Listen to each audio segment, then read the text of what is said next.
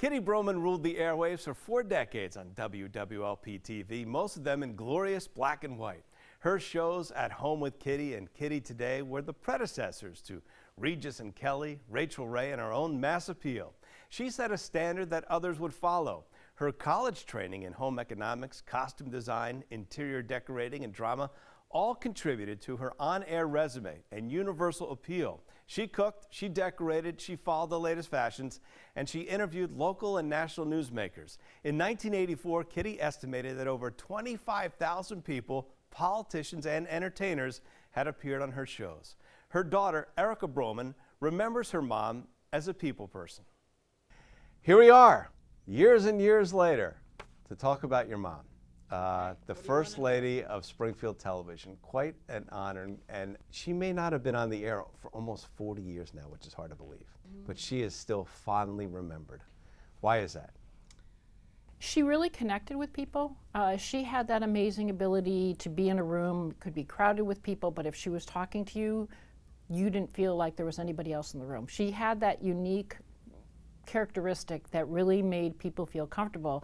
In part, I think, because when she was doing the television work, television was still very new then, and people would sit down in the studio and there'd be all these lights and they wouldn't even remember their name, and she would just lean close in and, you know, talk to them like she was talking to them in their living room, and people relaxed and, you know, said what they needed to say, and she just had an ability to make people feel comfortable, whether it was in the TV studio or out in the world somewhere. So she was a people person. She was, I've read a quote from you that she was the same way at home as she was on the air, which is pretty amazing. Yeah, I remember growing up and I'd say, you know, Mom, I've got 10 or 12 friends who want to come over. Is that okay? Oh, sure, we'll find something in the refrigerator. I mean, I knew other people's mothers who would be like, no, I've got to clean up the house. And my mother was always the more the merrier.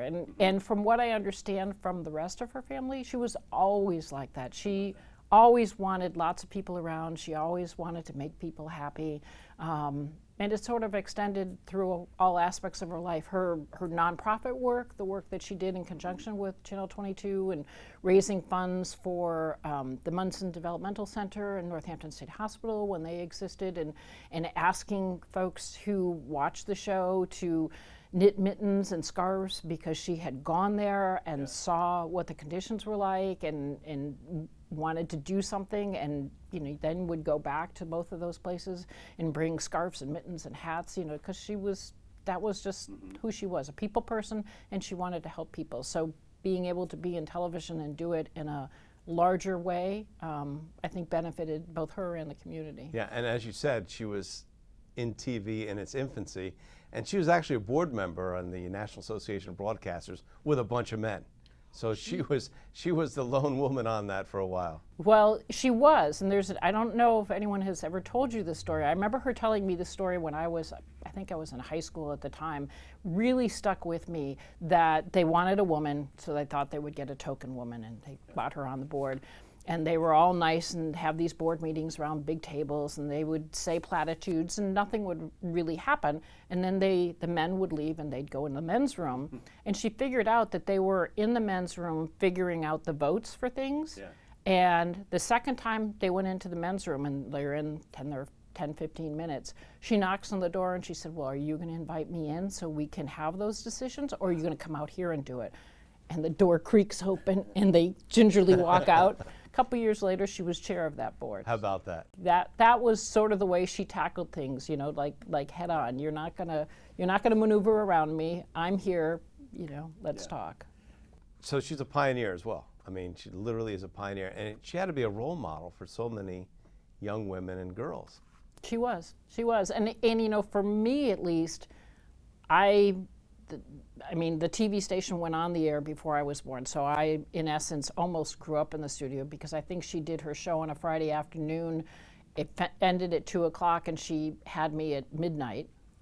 So, that was pretty unheard of at the time. And then there were complications, and it took a while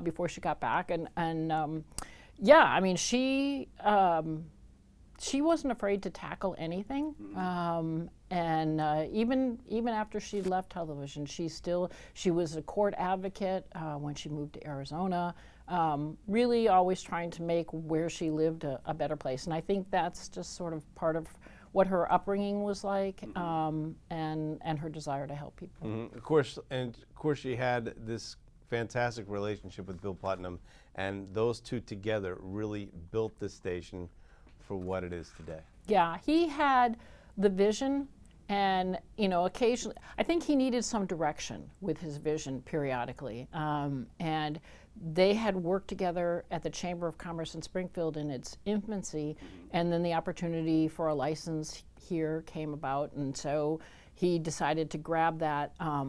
But he did these editorials that he was infamous for, and he would never say anything that wasn't accurate, wasn't factual. Sometimes the way he said it might have rubbed people the wrong way, and he would often do that when my mother was his secretary and she was typing up, she did shorthand, and she would be typing up his letters, and he would be firing off something to someone that he just was so upset with.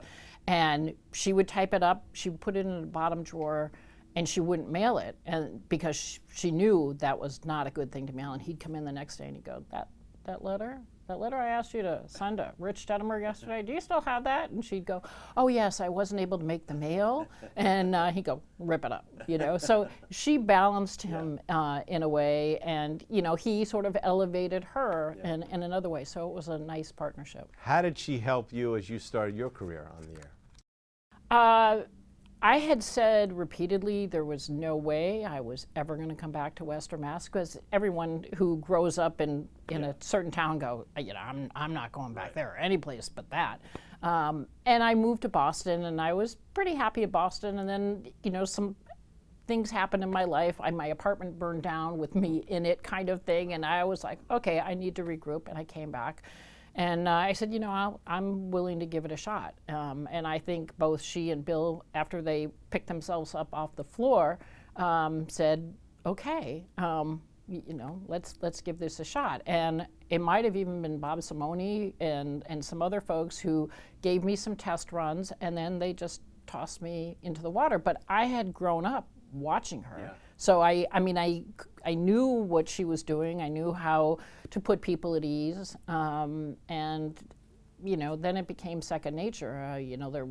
Where someone would go like this, you need to stretch longer. The guest hasn't shown up, and I would be talking about all sorts of things. But I had one of the best mentors to follow. What do people tell you today when they bring up your mom? That she was their babysitter. Because apparently all throughout Western Mass, for the longest time the show was on from 1 to 2 in the afternoon, and I don't know if mothers were just at their wits' end by then, but I cannot tell you how many people were told that you sit down, you watch Kitty, don't move. They'd be the mothers would be ironing or doing something else, you watch her and don't move until I tell you you can. And she used to love that. Some people don't thrive when others come up to them on the street and go, oh, you're so-and-so, because you're in their living rooms, you feel very natural to them, but you may not know them. Right. She loved that. She loved it when people came up and said, I was in the marching band, and I was a majorette, and you had me on the show, or whatever it happened to be. I got a spelling bee, and I was on At Home with Kitty. She just, she lit up. She lit up, to almost the very end when people would say that. It made her feel valued and made her feel special. She definitely was. We have more stories about our 70th anniversary right here on wwlp.com. I'm Rich Tettemer, 22 News.